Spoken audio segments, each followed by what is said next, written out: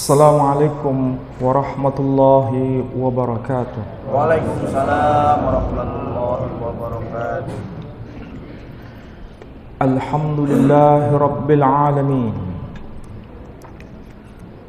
Alhamdulillahilladzi anzala ala 'abdihi al-kitaba wa lam yaj'al lahu 'iwaja. Ashhadu an la ilaha illallah wahdahu la syarika lah wa ashhadu anna Muhammadan 'abduhu wa rasuluh la nabiyya ba'da. Qala Allah ta'ala fil Qur'anil 'aziz, a'udzu billahi minasy syaithanir rajim. Bismillahirrahmanirrahim.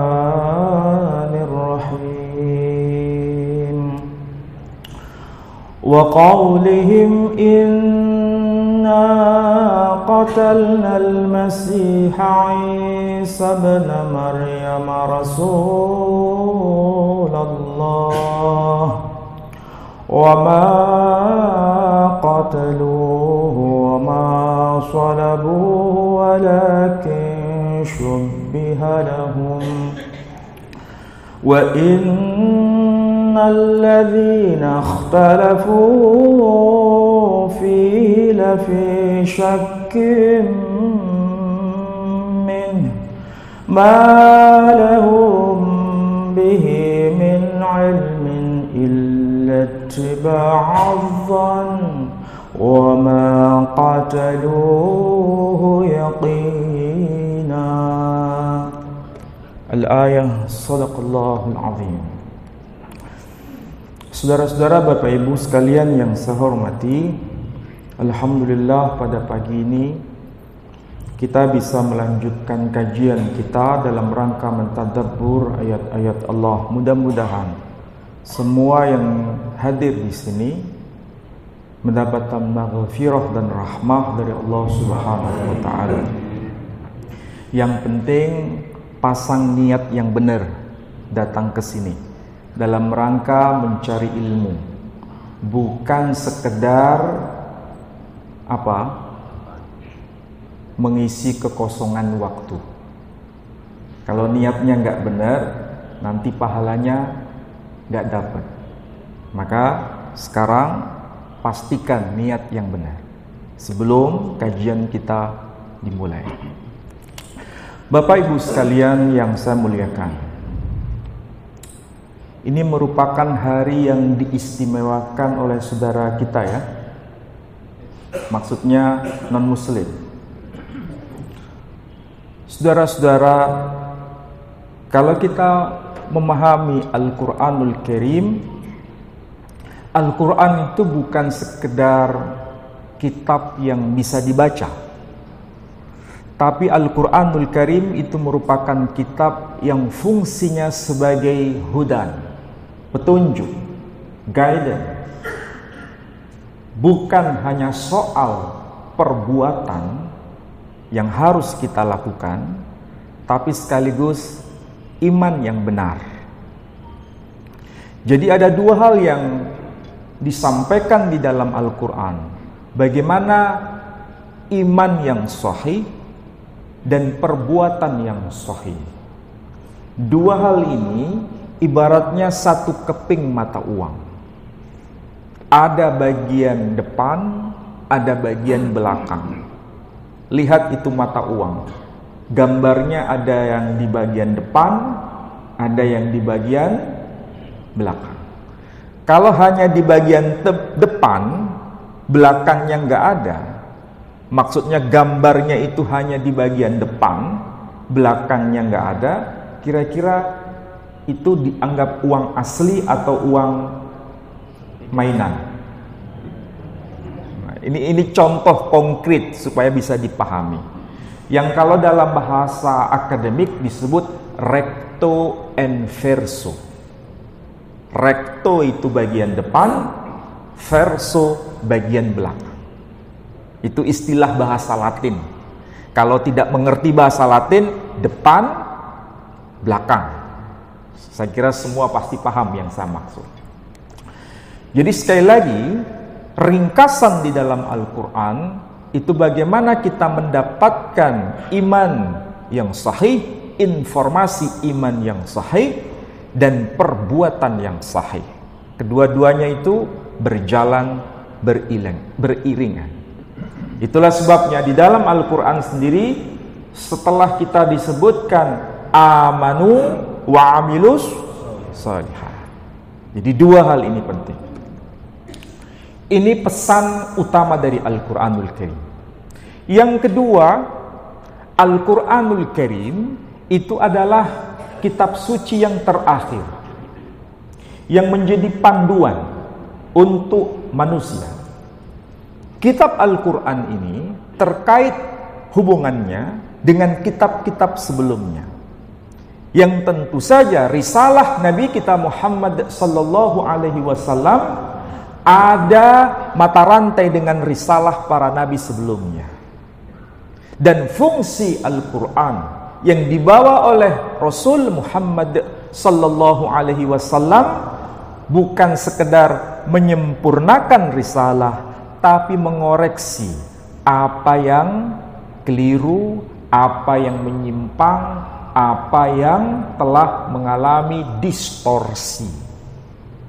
Saya bicara agak pelan karena tema hari ini berat. Tema hari ini sangat sensitif. Tema hari ini tentu saja ini harus dipahami dalam konteks kearifan dalam beragama. Karena kita tahu agama yang ada sampai hari ini, termasuk di Indonesia, itu tidak seragam. Agama yang ada di sekitar kita itu beragam. Kalau beragam, ada potensi untuk berbeda. Kalau beragam, ada potensi untuk saling memahami dan saling mempelajari. Kalaupun harus berbeda, biarkan berbeda dan tidak perlu disamakan. Saya ulangi lagi, apa yang sama tidak perlu dibeda-bedakan. Apa yang berbeda tidak perlu disama-samakan. Itulah fungsinya bagaimana kita membuka cakrawala pemikiran kita supaya saling memahami dan bisa hidup bersama meskipun harus berbeda. Ayat yang tadi saya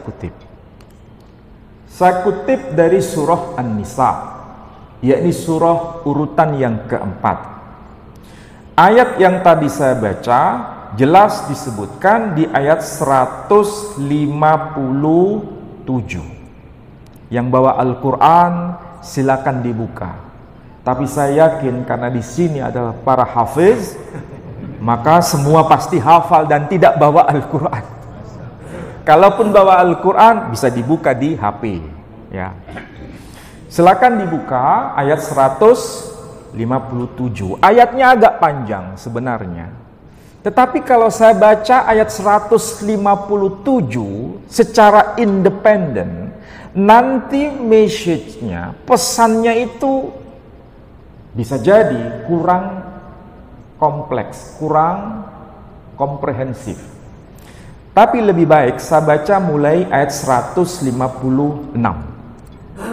Karena ini berkaitan dengan dua sosok kontroversial. Satu figur perempuan, satu figur laki-laki. Oke, kita mulai. Wa bi kufrihim, dan atas kekufuran mereka, atau dan atas keingkaran mereka. Wa qaulihim, dan perkataan mereka ala Maryam, terhadap Sayyidah Maryam, buhtanan azimah, tuduhan yang amat besar.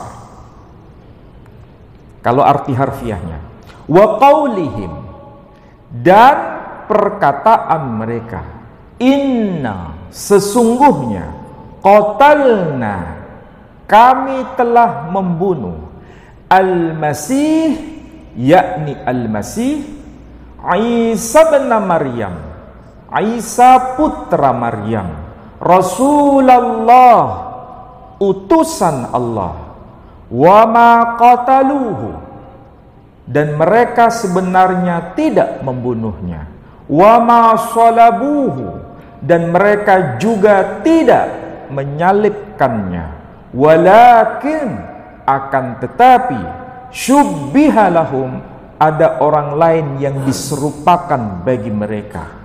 Wa innal ladzina ikhtalafu fih, dan sesungguhnya orang-orang yang berselisih paham mengenai peristiwa itu, lafi syakkim min, mereka benar-benar dalam keraguan.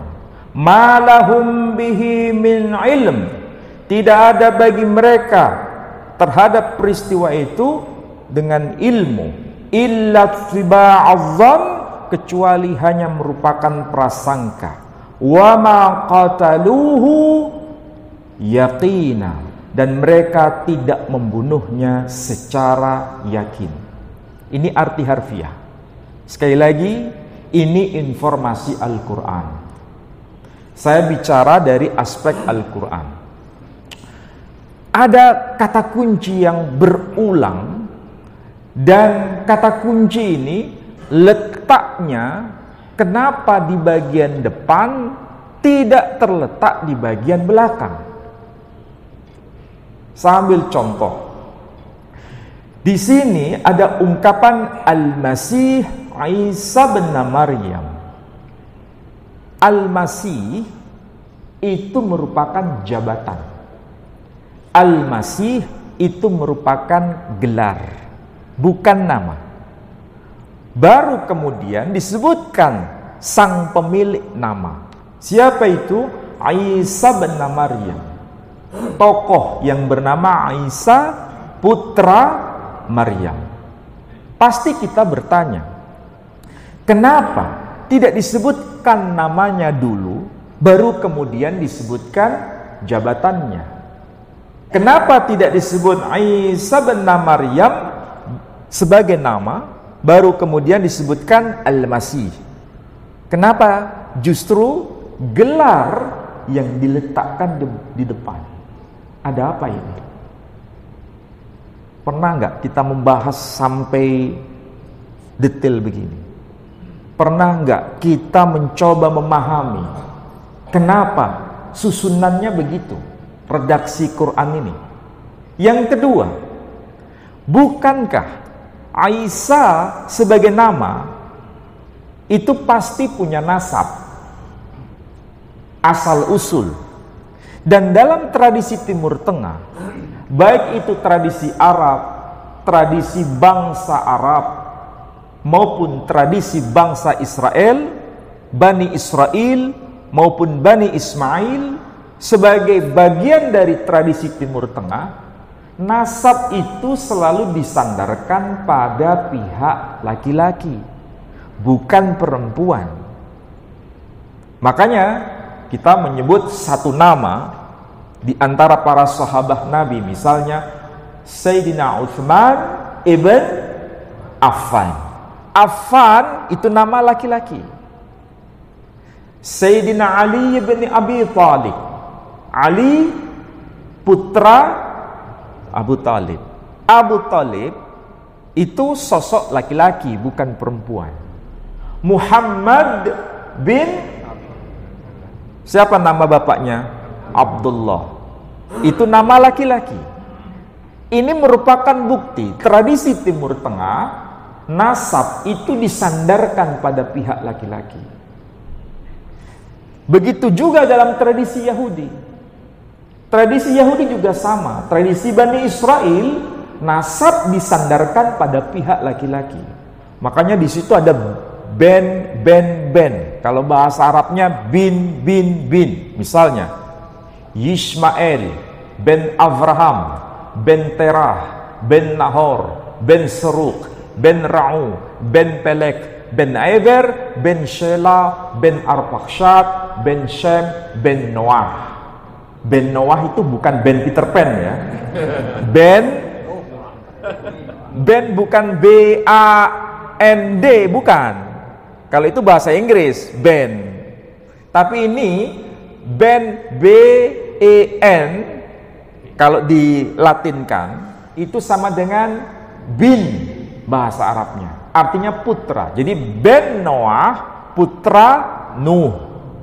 Kalau bahasa Arabnya itu Nuh, bahasa Ibraninya Noah. Maka ada salah satu seorang vokalis ya dulu yang terkenal, namanya apa? Namanya siapa? Ariel. Salah, bukan Ariel. Yang betul itu Ariel. Karena itu berasal dari dua kata. Ari itu artinya singa, El itu Tuhan, berarti singa Tuhan, singanya Tuhan. Berarti sama dengan raja singa. Bukan raja singa yang itu, beda.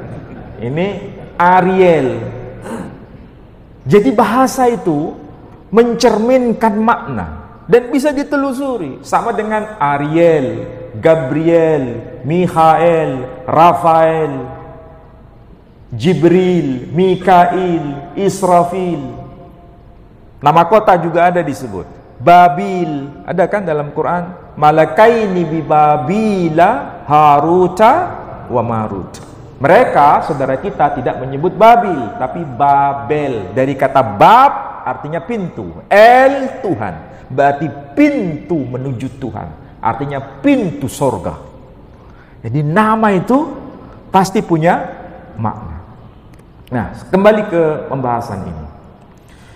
Di bagian awal itu disebutkan nama tokoh perempuan, yakni Maryam. Artinya Maryam itu dalam konteks ayat ini dituduh melakukan perbuatan yang keji. Berarti itu positif atau negatif? Negatif. Jadi konteksnya di sini sang perempuan yang bernama Maryam itu dituduh melakukan perbuatan perzinahan. Dituduh hal-hal yang negatif. Artinya tidak diterima sebagai manusia perempuan yang saleh. Nah, pada ayat berikutnya, wa qaulihim, dan perkataan mereka. Ini menarik, ini istilah yang dipakai Quran. Wa qaulihim, dan perkataan mereka. Perkataan mereka ini bukan sekedar informasi yang sifatnya lisan, tetapi perkataan mereka di sini adalah perkataan kolektif, bukan perkataan personal, tapi perkataan kolektif yang kemudian menjadi sebuah keyakinan kolektif dan pada akhirnya didokumentasikan. Didokumentasikan dalam buku apa? Buku atau kitab yang disebut Talmud Bavli, kitab Talmud. Kalau saya sebut kitab Talmud di sini paham enggak? Enggak paham ya? Saya ambil contoh. Kita Muslim ini punya dua sumber. Ada Al-Quran, ada hadis. Ada Sahih Bukhari, ada Sahih Muslim. Itu kita. Sahih Bukhari itu ada syarahnya. Sahih Muslim itu ada syarahnya. Misalnya kalau Sahih Muslim, syarahnya Imam An-Nawawi, itu berjilid-jilid. Ini tradisi Islam. Tradisi Bani Israel, artinya kaum Yahudi, juga punya dua sumber. Sumber otoritas dalam beragama. Apa itu? Pertama, Qur'annya orang Yahudi itu disebut Taurah. Paham maksud saya? Jadi kitab sucinya atau Qur'annya bagi mereka itu Taurah. Mereka menyebutnya Torah. Sedangkan hadisnya orang Yahudi itu mereka menyebutnya Mishnah. Kalau kita selain disebut dengan istilah hadis juga disebut musnad. Ada musnad Imam Hambal. Salah satu contohnya Musnad Abi Syaibah dan lain sebagainya. Jadi kalau kita menyebut musnad, mereka menyebut mishnah. Mishnah itu ada syarahnya. Syarahnya itu disebut gemara. Paham? Jadi kalau mereka ada mishnah, ada gemara, syarahnya, penjelasannya.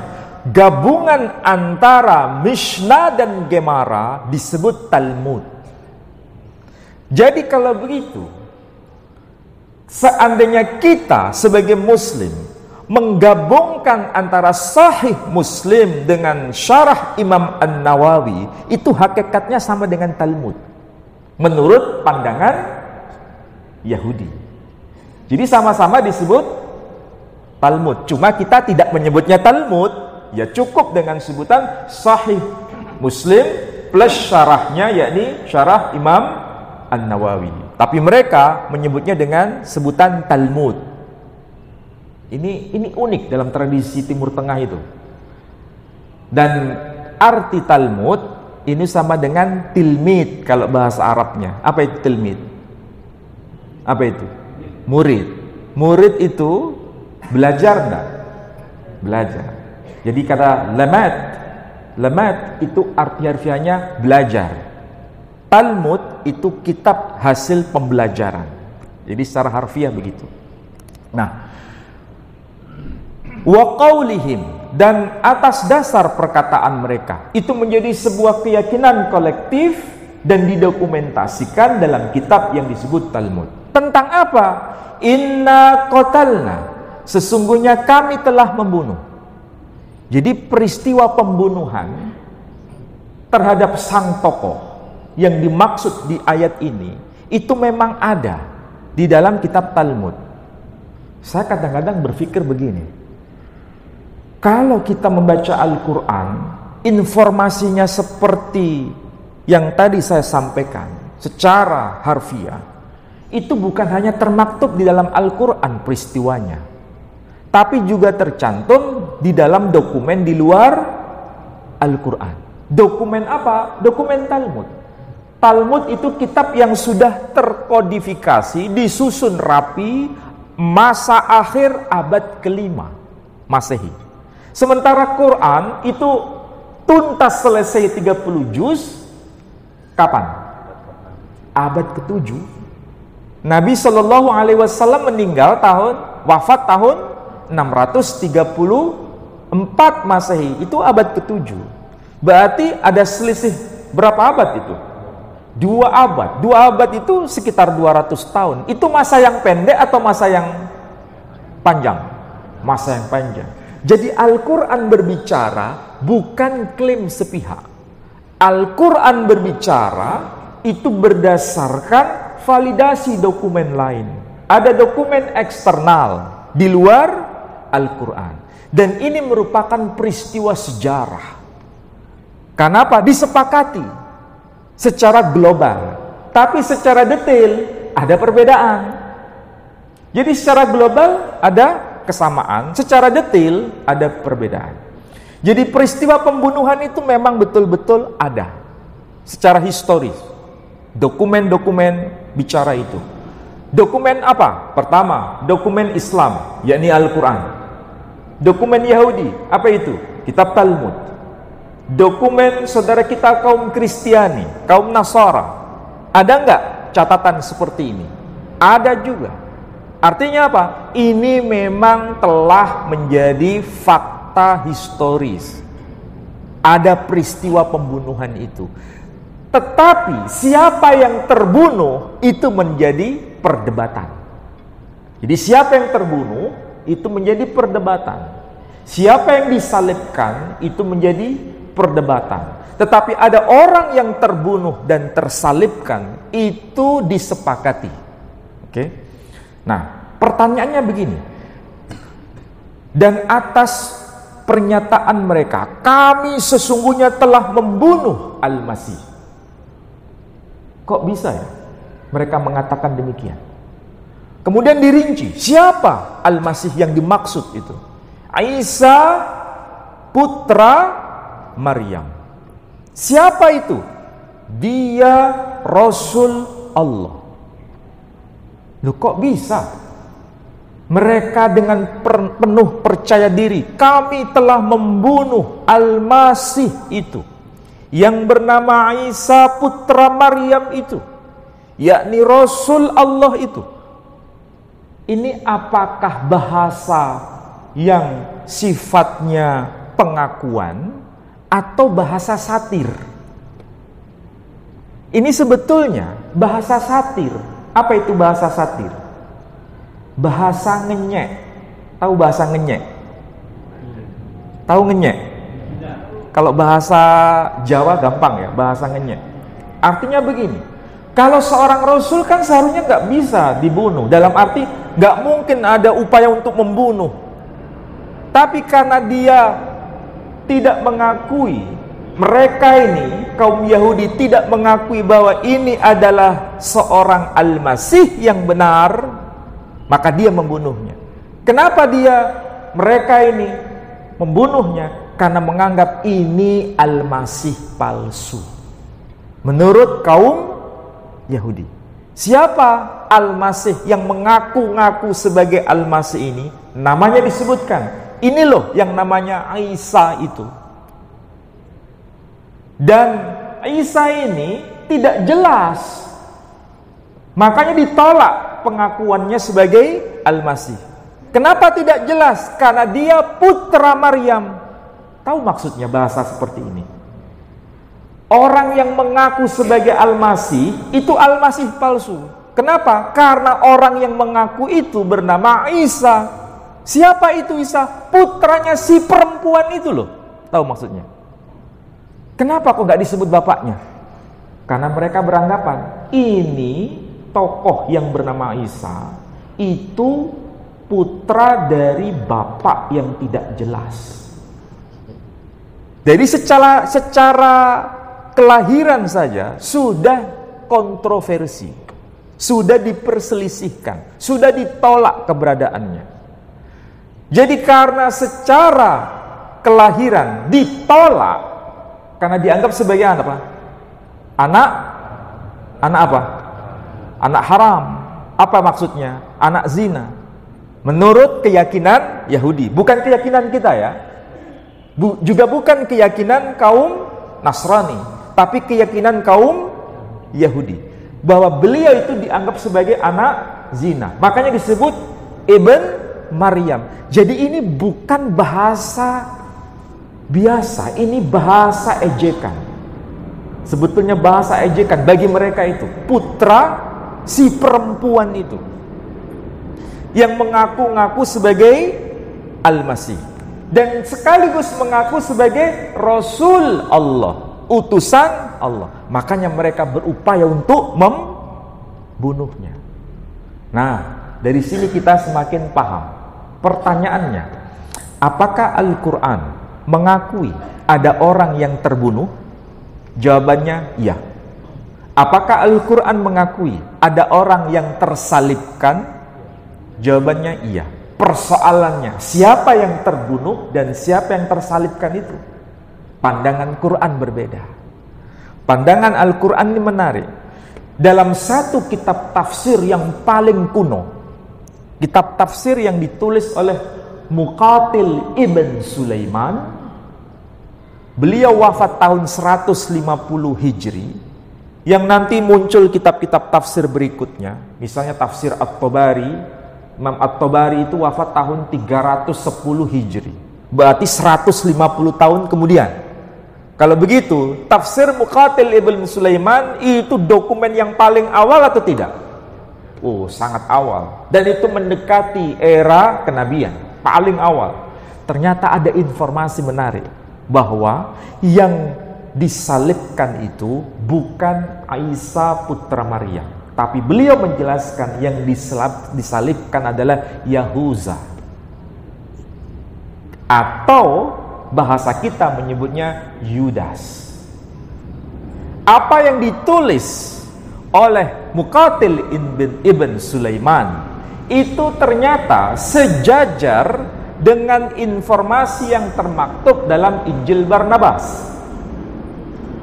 Kalau dikatakan apakah Injil Barnabas itu ada pada masa sebelum risalah Nabi kita Muhammad sallallahu alaihi wasallam? Jawabannya iya.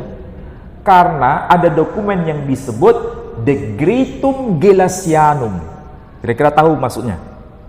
Decretum, kalau bahasa kita apa? Decree. Apa itu decree? Keputusan. Gelasianum, nama orang, Gelasius. Jadi keputusan dari Paus Gelasius. Abad keberapa? Abad keempat Masehi. Yang beliau mendaftar berbagai macam Injil yang dilarang dibaca oleh jemaat pada masa itu. Apa saja? Pertama, Injil Maria. Kedua, Injil Ebionit. Ketiga, Injil Yakobus. Dan keempat, Injil Barnabas. Jadi kalau begitu, Injil Barnabas itu sudah ada sebelum Nabi Muhammad SAW dilahirkan. Disebut dengan Evangelium Barnabai, artinya Injil Barnabas. Eksistensinya sebelum Nabi kita Muhammad SAW dilahirkan. Nabi kita lahir tahun berapa tadi?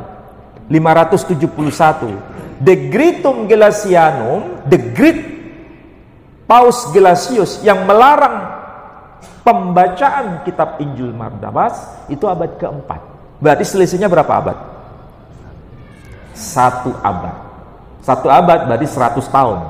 Kira-kira itu masa yang pendek atau masa yang panjang? 1 generasi loh itu. Dan apa yang tertulis dalam Injil Barnabas? Apa yang tertulis dalam Injil Barnabas menyebutkan memang Nabi Isa alaihissalam tidak disalibkan, tapi yang disalibkan adalah Yudas Iskariot. Jadi kalau begitu, Muqatil ibn Sulaiman yang wafat tahun 150 Hijri, masa yang dekat dengan masa kenabian, apakah mungkin itu kemudian dikutip oleh penulis Injil Barnabas? Saya ulangi lagi. Apakah mungkin Injil Barnabas itu baru eksis, memberikan informasi berdasarkan tulisan dari Muqatil ibn Sulaiman? Sangat-sangat tidak mungkin, kan? Inilah cara kita menalar dokumen.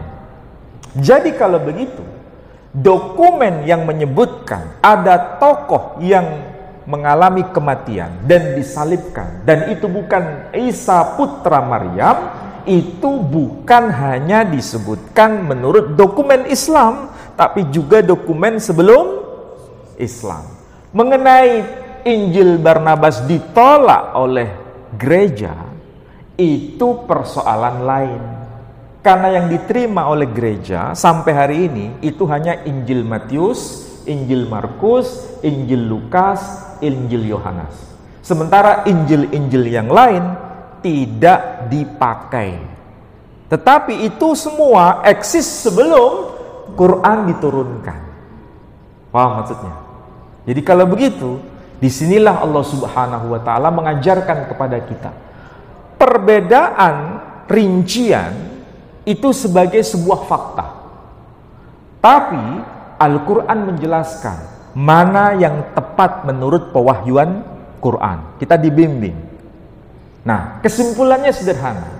3 agama ini sama-sama bicara mengenai sang tokoh yang sama, tetapi kesimpulannya berbeda. 1. Kaum Yahudi mengatakan, kami telah membunuh Al-Masih.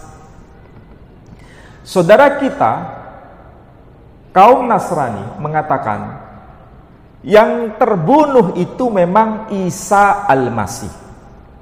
Sedangkan kita Muslim, yang terbunuh itu bukan Isa Al-Masih. Dengan bahasa lain,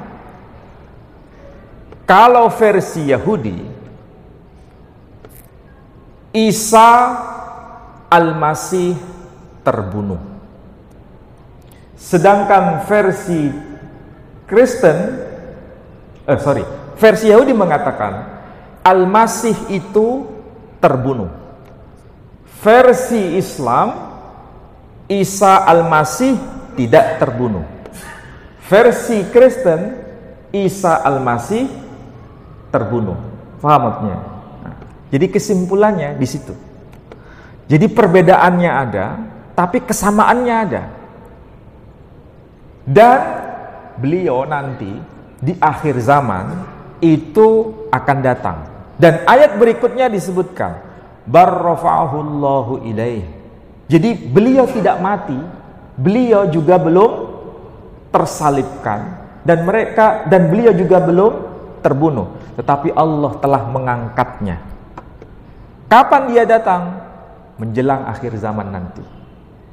Nah, kenapa disebut Al-Masih? Al-Masih itu bahasa khas dari tradisi bahasa Ibrani.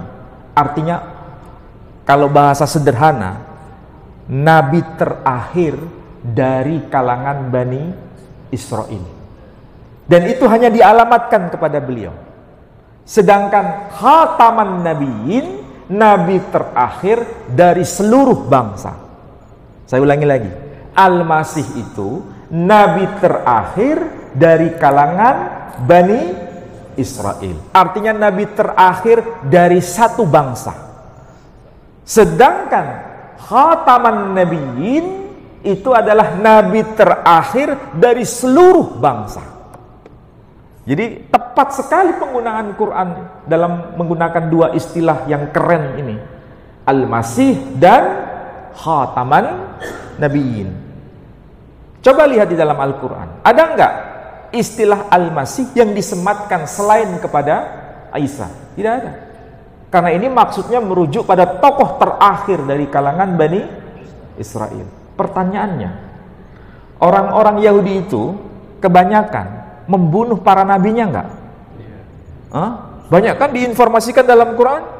Iya, nabi ini dibunuh. Coba perhatikan tuh, Nabi Zakaria. Nabi Zakaria itu digergaji. Bayangkan itu. Putranya Nabi Yahya dipenggal kepalanya. Bayangkan. Kemudian Allah mengutus lagi. Dan itu ditandai dengan mukjizat.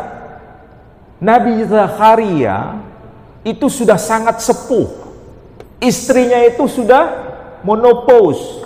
Kira-kira ini kalau bahasa kita orang awam, laki-lakinya sudah sangat tua. Sedangkan sang perempuannya itu sudah menopause. Kira-kira bisa nggak punya putra? Punya keturunan? Sangat mustahil kan? Itu sangat mustahil. Artinya apa? Nalar itu sulit untuk bisa membenarkan orang seperti itu bisa punya keturunan. Disitulah Allah mau bicara kepada Bani Israel. Ini aku berikan tanda. Orang yang sudah sangat tua, istrinya pun sudah sangat menopause, tetapi Allah izinkan dengan nama putranya apa? Disebut Yahya. Tahu nggak apa arti Yahya? Hidup. Arti Yahya itu hidup. Artinya apa? Benih yang sudah mati itu Allah hidupkan. Jadi nama itu bukan main-main. Benih yang sudah mati itu Allah hidupkan. Makanya anak itu diberi nama Yahya. Toh Bani Israel melakukan sesuatu yang keji. Zakaria sebagai nabi dibunuh. Yahya sebagai nabi dipenggal kepalanya.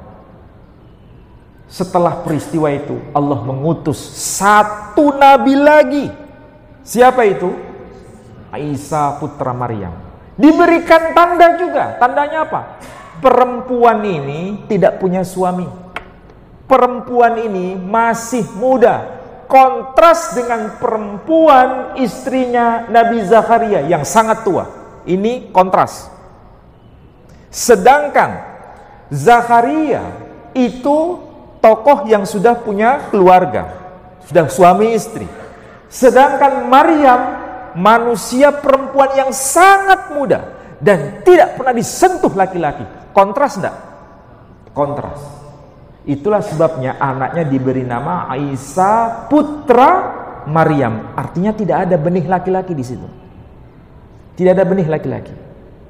Tetapi di sini pelajaran. Bani Israel mau membunuhnya enggak? Mau membunuhnya. Tapi Allah izinkan enggak itu? Allah nggak izinkan. Kenapa Allah nggak izinkan? Kalau Allah izinkan terbunuh juga, seperti Zakaria terbunuh, Yahya terbunuh, Isa terbunuh, maka hujjah selesai. Wassalamualaikum. Tapi Allah mengatakan apa? Ini sudah saksi yang terakhir. Kalau saksi yang terakhir juga terbunuh, Allah subhanahu wa ta'ala nggak rela. Maka sebelum ini terjadi, Allah merencanakan penyelamatan menurut perspektif Quran.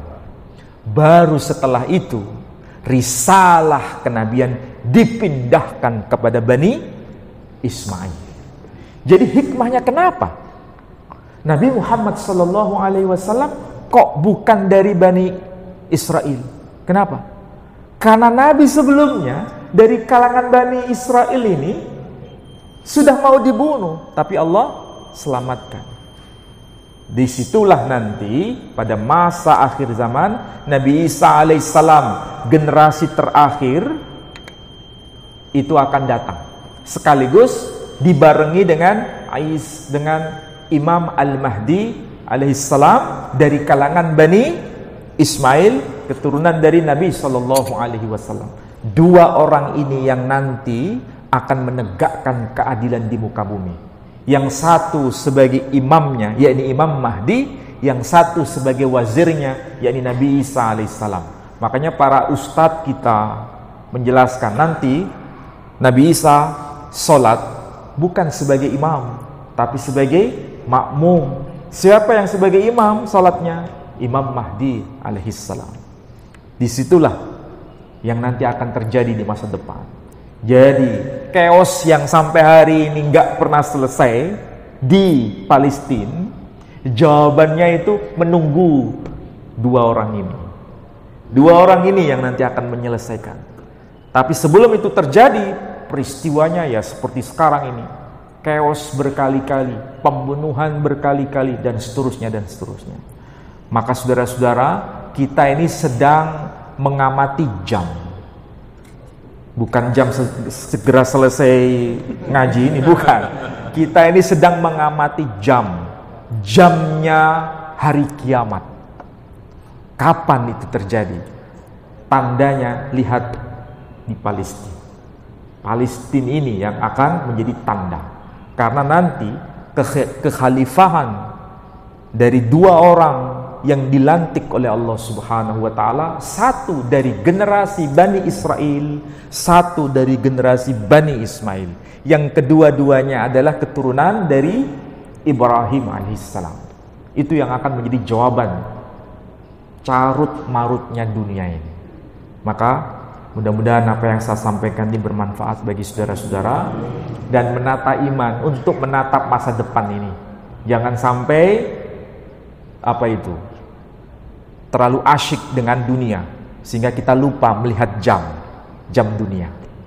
Mudah-mudahan bisa dipahami. Baik, ada yang mau tanya? Assalamualaikum Ustaz.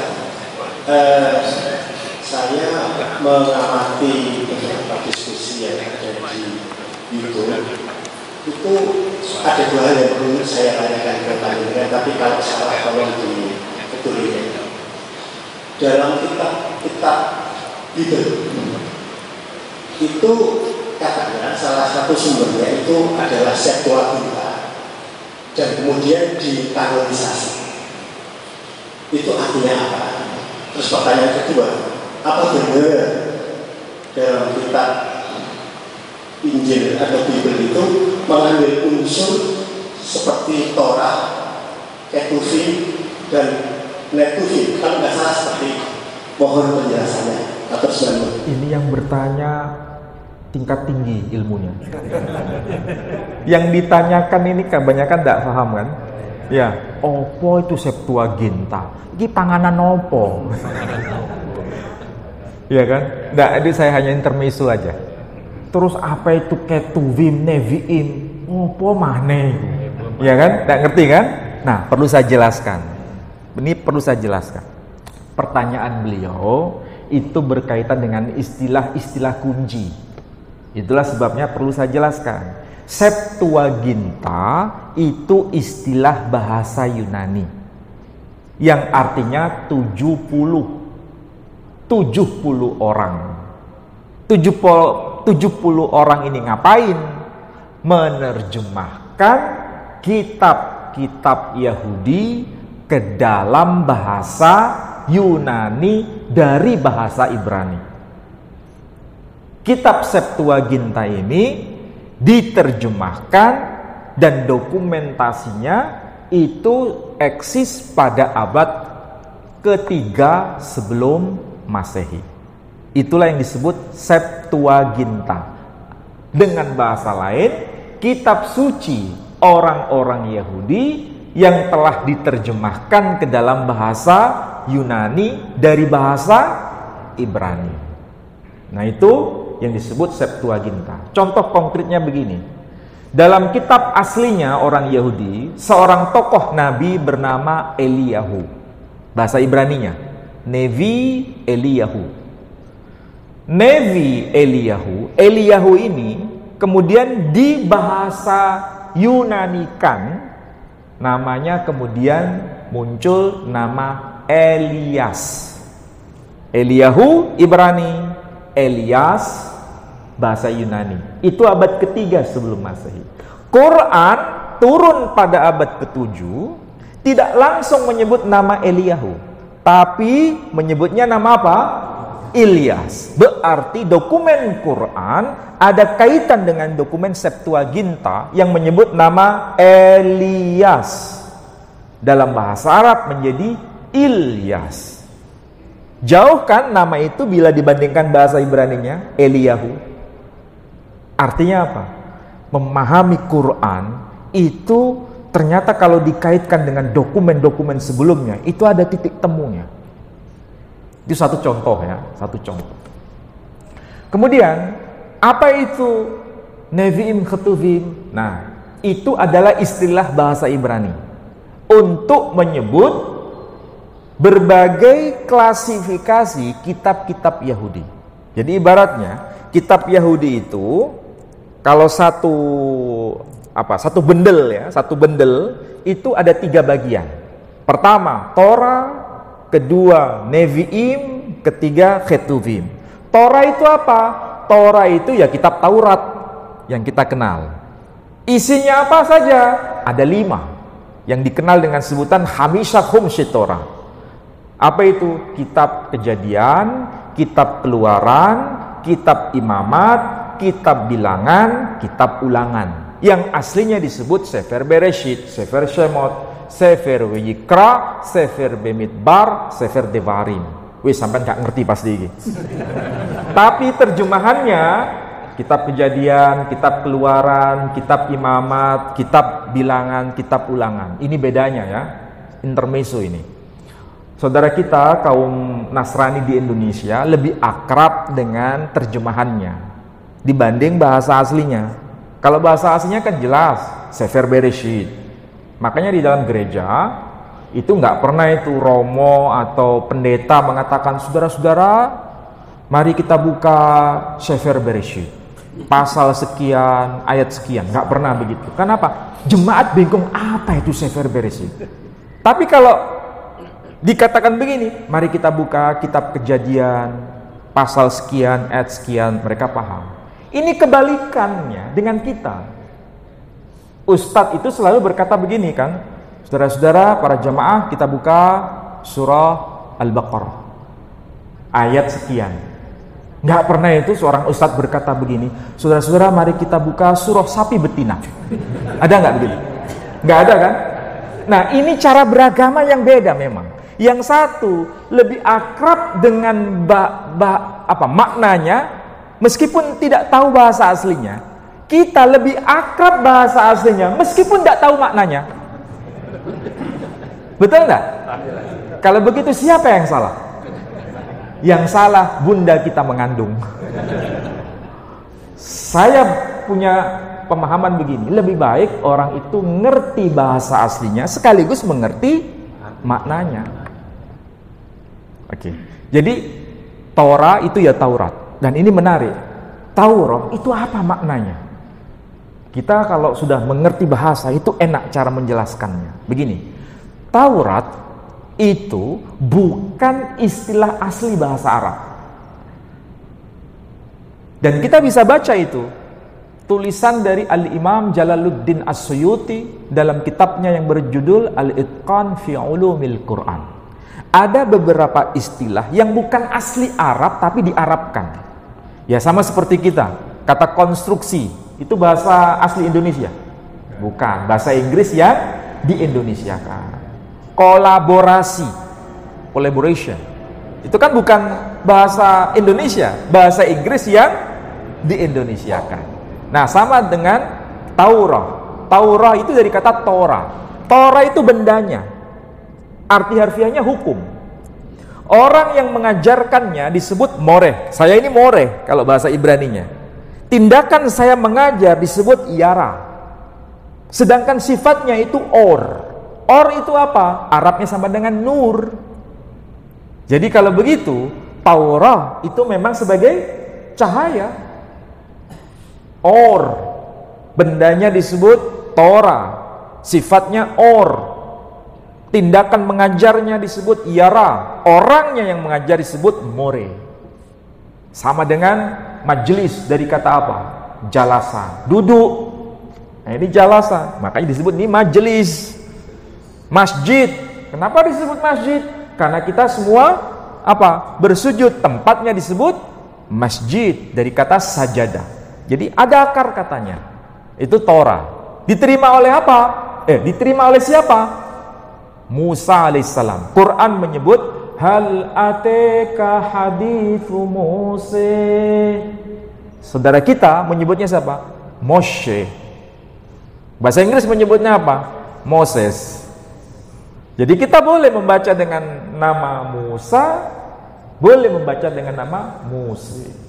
Dan memang ini tokohnya Moshe dalam bahasa Ibrani. Setelah kitab Musa, baru kitab nabi-nabi. Nah, kitab nabi-nabi itu banyak. Elisa. Mereka menyebut Elisa. Kita menyebut Ilyasa. Ada kan? Ada nabi-nabi yang lain, termasuk Nabi Daud, Nabi Sulaiman. Ini disebut sebagai Ketuvim. Jadi ringkasnya semua itu disebut perjanjian lama.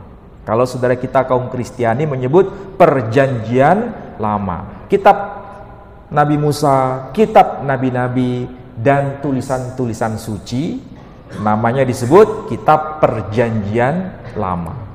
Nah, saudara Kristiani ada tambahan lagi, perjanjian baru. Perjanjian baru ini yang ditolak oleh orang Yahudi. Kenapa ditolak?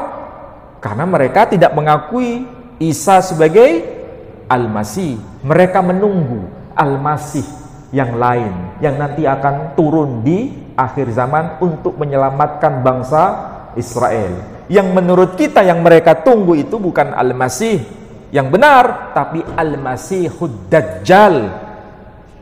Al-Masih sang pendusta. Bukan yang asli. Yang asli, yang ori siapa?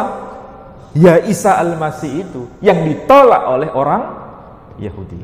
Ini ruwetnya agama itu begini. Ruwet. Iya, ruwetnya itu begini. Jadi sebetulnya tiga agama ini sama-sama menunggu. Iya kan?